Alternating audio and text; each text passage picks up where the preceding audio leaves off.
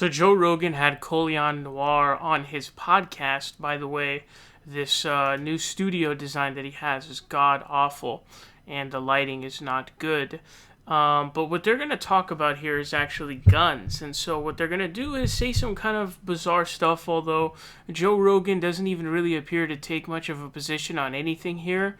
And it seems to me that he's now just become like this vapid nothing who, unless it's about coronavirus, which he says doesn't, is not a danger or anything, everything else he just seems to be agnostic on now. It's very bizarre. So we saw with Dan Crenshaw, he was like, what? People who didn't lose their jobs got stimulus checks? Oh my gosh. And so either he's just sheltered or he doesn't really care about thinking anymore. I don't really know. I mean, he's got a lot of money. Maybe he just doesn't give a fuck anymore. I'm not really sure.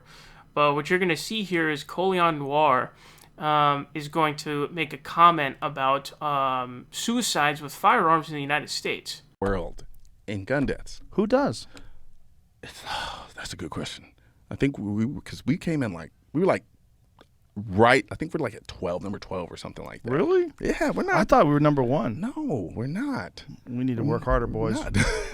We're number one. No, but even still, again, 65% of those are suicides. Right. But then and so I can hear people say all the time, they'll say, well, those suicides are more efficiently done because of guns.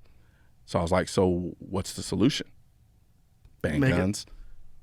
Make it harder. No, to kill yourself. I mean, by banning guns. Yeah. Like I said at the beginning of this, the only logical conclusion is to ban guns. So when talking about the suicides with firearms, right?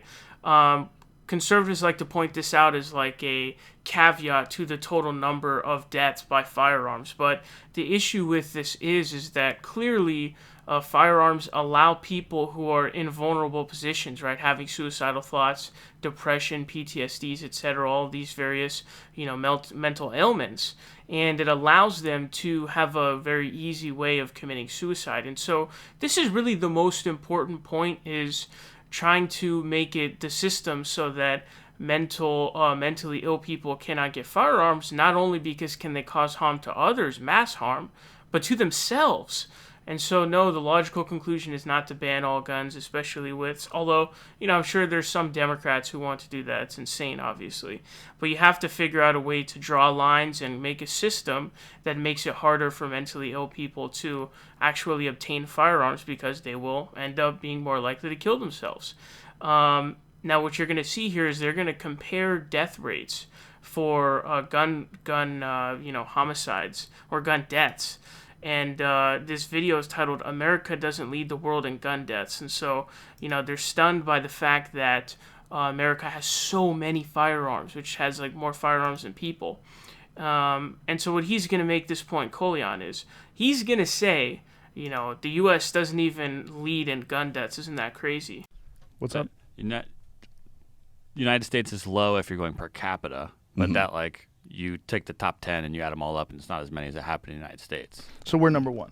Number 2 behind Brazil. In terms of the actual total number? Total deaths, yeah. Total deaths. Now, what's the population of Brazil? Look at that.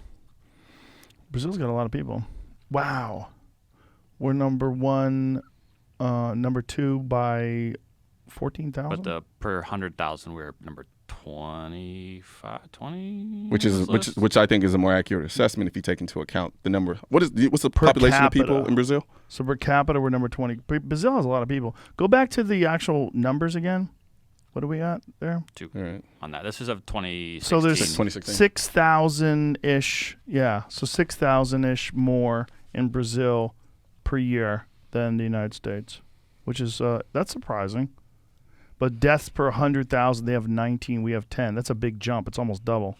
And there's way more people in India, and they have way less. Yeah, way more people, right? They have 1 billion people. Yeah. And then Mexico is surprisingly low. Way down there. Look at Mexico. That's really low. I'm kind of shocked by that. They have less than half what we have. Huh. Interesting.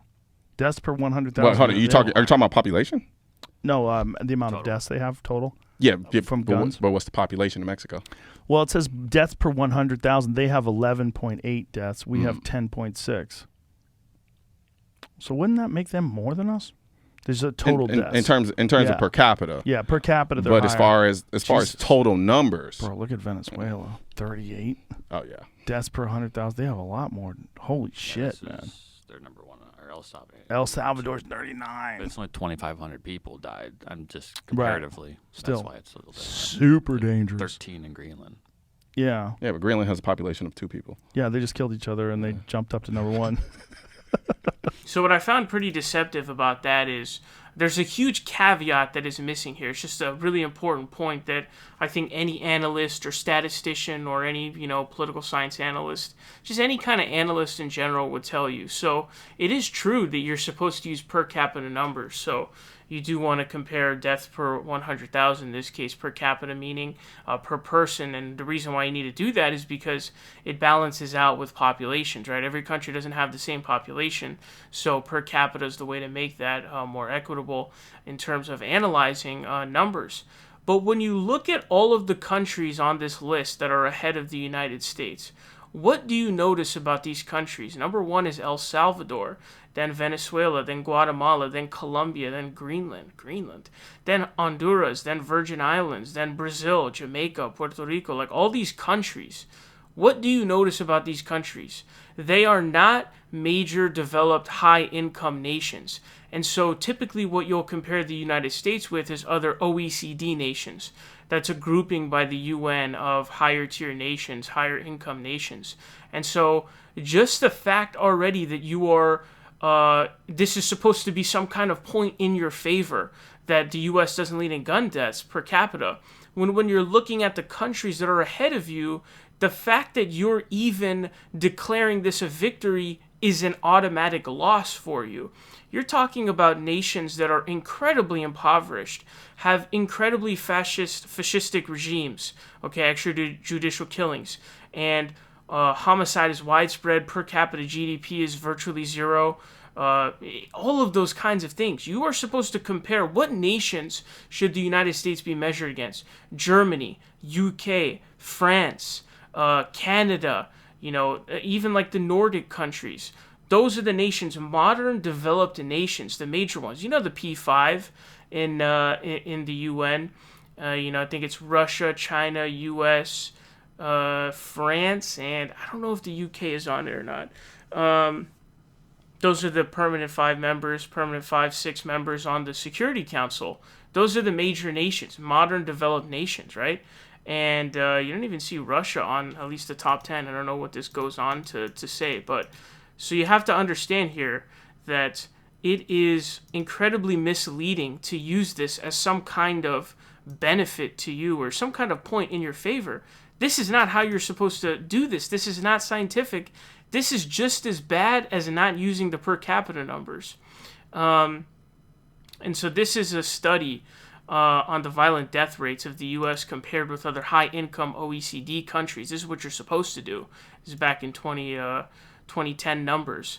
And so it says U.S. homicide rates were 7.0 times higher than other high-income countries, driven by a gun homicide rate that was 25.2 times higher.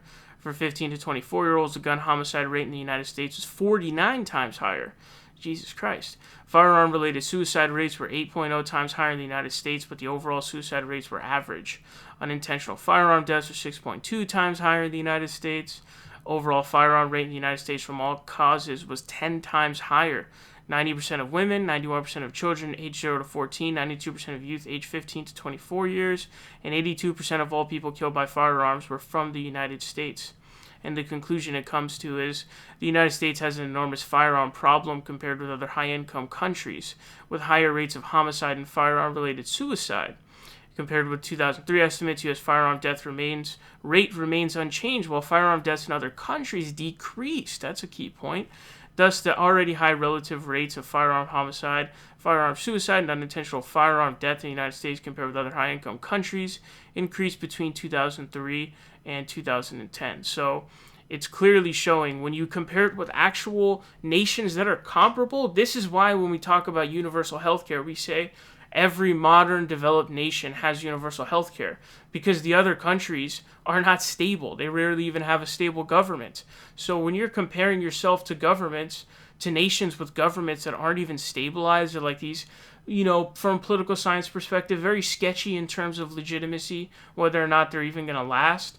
And you're comparing yourself to countries like Guatemala, Venezuela, El Salvador, Colombia, Brazil, Puerto Rico, like these countries that are so impoverished and so war-torn. And you think that this is some point in your favor?